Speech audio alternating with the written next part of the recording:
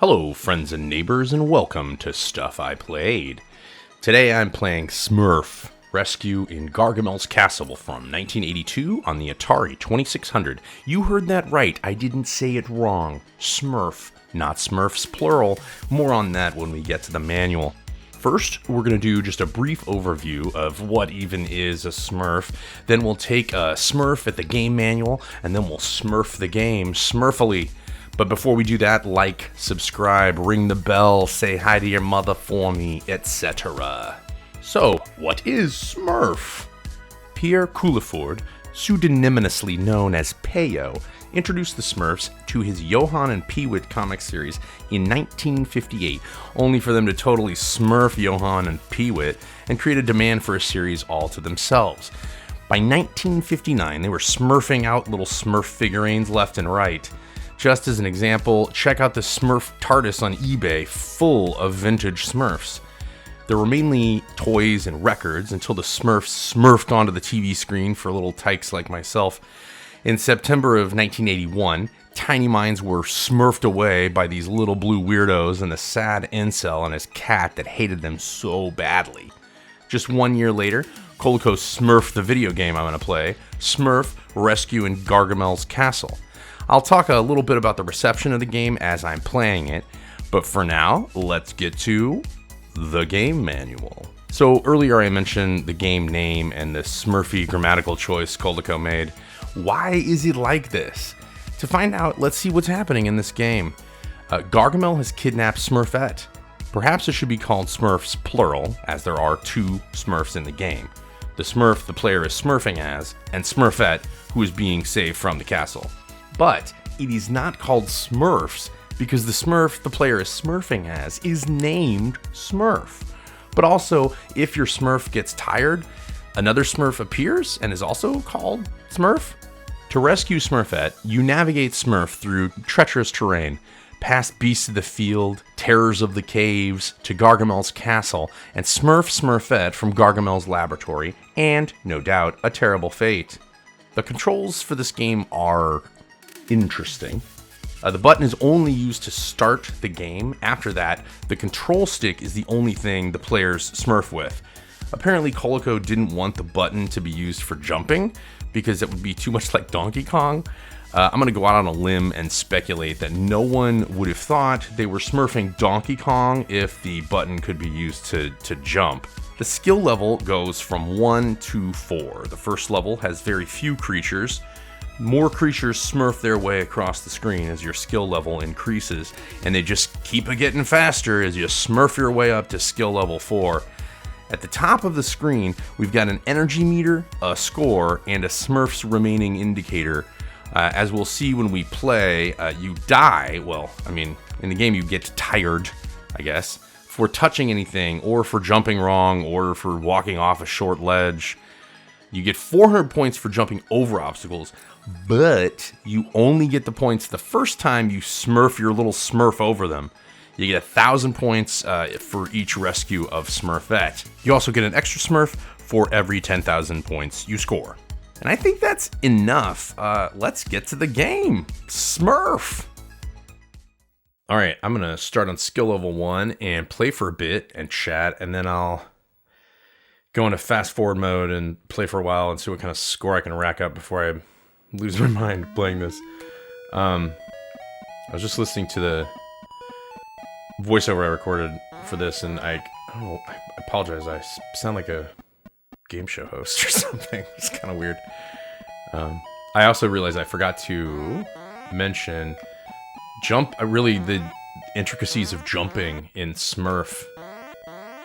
Like, you have to do this weird double jump if you want to do if you want to do most jumps and not die. You have to do this, like, initial jump, and then a second jump. Now, I think you maybe can do it, like, doing two horizontal... Yeah, you can do it doing 2 horizontal jumps in a row, but I can't land it that often if I do it that way. Ooh, like, that was really, really friggin' lucky, I feel like. I feel like if there are any speed runners of this game out there... which would be funny in its own right. Probably you could, yeah, there's something there to it. So yeah, this game is really praised for its graphics when it came out. Which, if you watch right here, so you can see the fence, and then the guy comes on screen, right? The crow. I think that's probably just because they can't, there's not like sufficient memory or whatever space to have three, I guess, moving objects at the same time or something, and there's clouds in the background. I don't know. So I think that's why, but it's funny because you'll see once I get to Smurfette, if I get to her, I'm sure I will, the skill level 2. Once we get to Smurfette, she won't, there's like a bat that's on the screen first, and then once the bat disappears, you can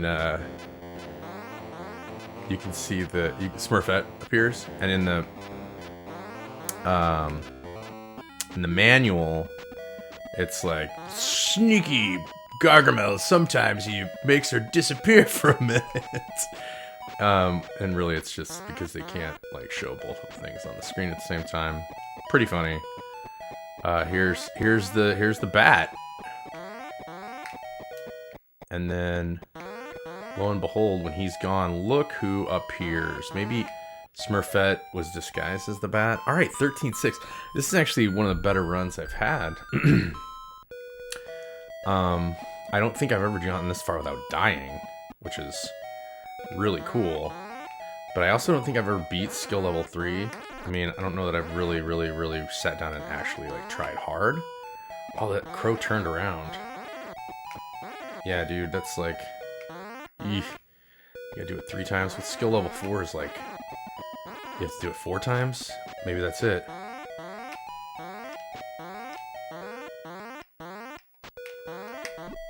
Oh, that snake! That old snake! He got me! See, he does more twists and turns this way. You can't trust Mr. Snake. Something we all know. It's a really common theme on Smurfs, I guess? I don't know.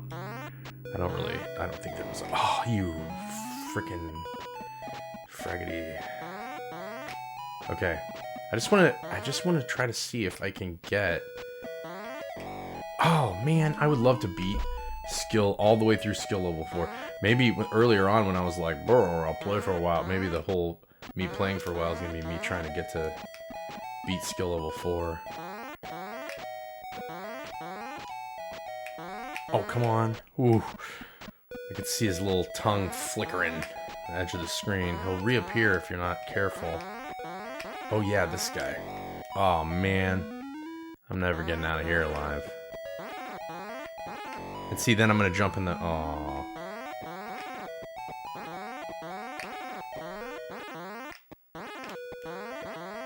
I only have to do that. Well...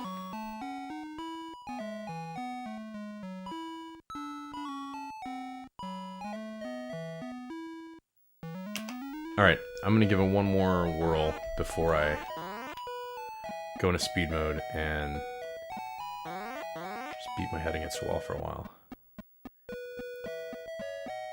I was talking about the graphics earlier, and there's actually, so this was released on 2600, but then it was on ColecoVision, like, and I don't know if, I feel like it was in 82 that it came out on ColecoVision 2. I don't know, I could be wrong about that, but it does look a lot better on ColecoVision. There's like flowers, and like the path is like, it's like this black, path, and the fence looks more like an actual fence and all that. And I'm wondering if maybe that is probably the version that got the accolades for its graphics, and maybe not necessarily this version, but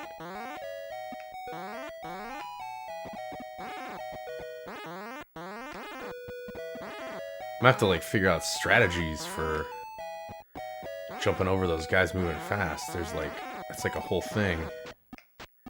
And the snakes. Ugh. This is more my speed.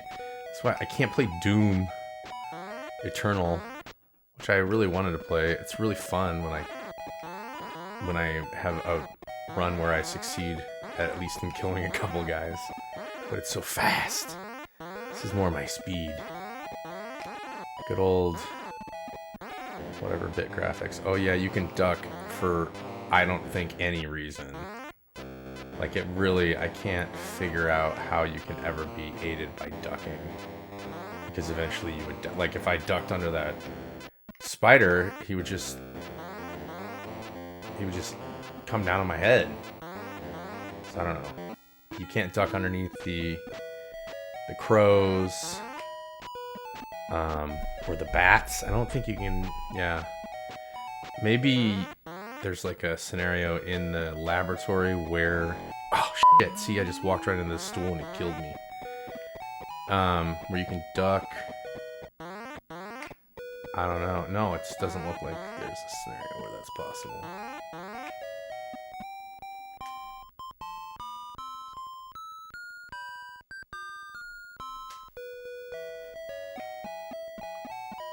Alright. Skill level 3. This is where the rubber really hits the road. Oh, man. And that fence comes back to taunt me. Oh.